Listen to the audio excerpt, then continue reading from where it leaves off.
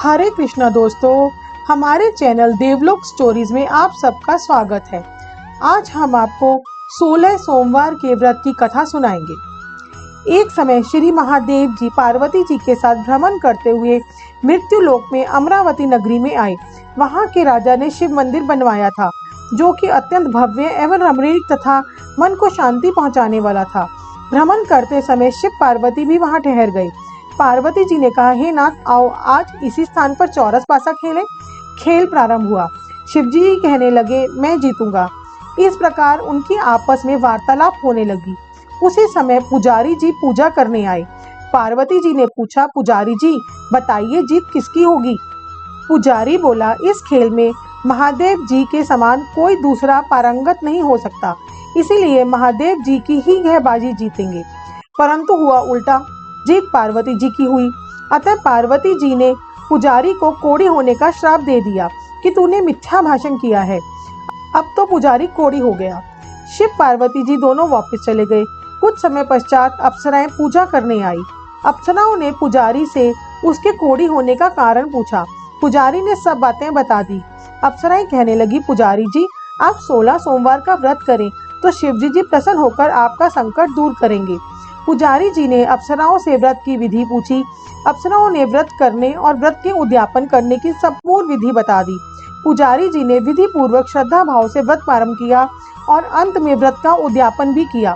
व्रत के प्रभाव से पुजारी जी रोग मुक्त हो गए। कुछ दिनों बाद शंकर पार्वती जी पुनः उस मंदिर में आए तो पुजारी जी को रोग मुक्त देखकर पार्वती जी ने पूछा, मेरे दिए हुए श्राप से मुक्ति पाने का तुमने कौन सा उपाय किया? पुजारी जी ने कहा, हे माता, अप्सराओं द्वारा बताए गए 16 सोमवार के व्रत करने से मेरा यह कष्ट दूर हुआ है। पार्वती जी ने भी 16 सोमवार का व्रत किया, जिससे उनके रूठे हुए कार्तिकेय जी भी अपनी माता से प्रसन्न होकर आज्ञाकारी हुए। कार्तिकेय जी ने पूछा, हे माता, क्या कारण है कि मेरा मन सदा आपके चरणों में लगा रहता है? पार्वती जी ने कार्तिकेय जी को 16 सोमवार के व्रत का महत्व तथा विधि बताई। तब कार्तिकेय जी ने भी इस व्रत को किया तो उनका बिछड़ा हुआ मित्र मिल गया। अब मित्र ने भी इस व्रत को अपने विवाह होने की इच्छा से किया। फलतः वह विदेश गया। वहां के राजा की कन्या का स्वयंवर था। राजा ने प्रण किया था कि हथिनी जिस व्यक्ति के गले में वरमाला डाल देगी, उसी के साथ राजकुमारी का विवाह करूंगा। यह ब्राह्मण मित्र भी स्वयंवर देखने की इच्छा से वहां एक और जाकर बैठ गया। हथिनी ने इसी ब्राह्मण मित्र को माला पहनाई तो राजा ने बड़ी धूमधाम से अपनी राजकुमारी का विवाह उसके साथ कर दिया। तत्पश्चात दोनों सुखपूर्वक रहने लगे। एक दिन राजकन्या ने पूछा, हे नाथ, आपने कौन सा पुण्य किया जिससे हथिनी ने आपके गले में वरमाला पहनाई?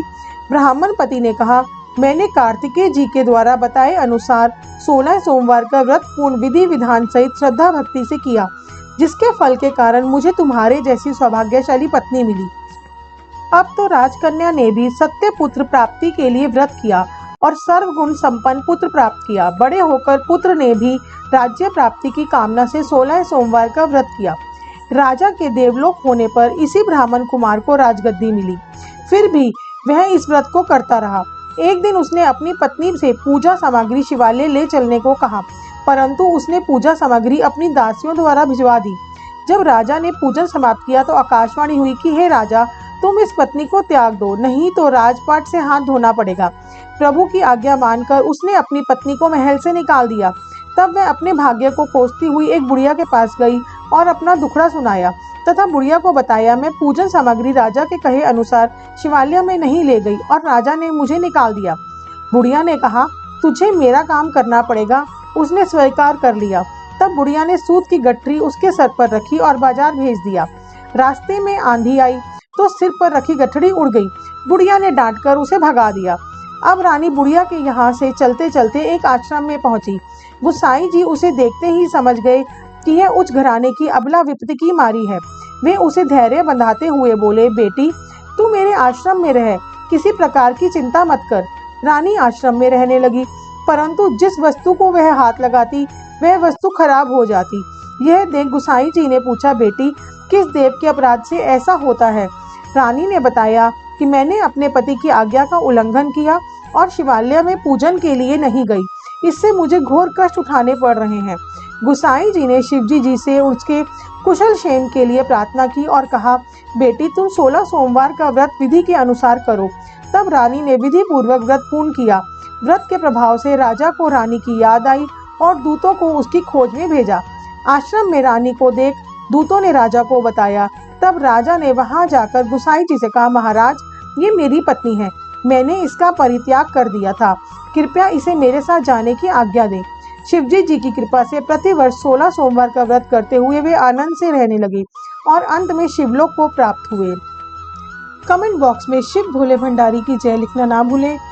आप और किन कहानियों, फैक्ट्स और कथाओं को सुनना चाहते हैं, कमेंट सेक्शन में कमेंट कीजिए। हम पूरी ट्राई करेंगे कि आपके इंटरेस्ट के according time to time videos लाएं। और आप सबसे रिक्वेस्ट है कि इन ऐसी प्यारी प्यारी कहानियों और फैक्ट्स को सुनने के लिए हमारे चैनल को सब्सक्राइब करें और हाँ, बेल आइकन प्रेस करना ना भूलें। Bye friends.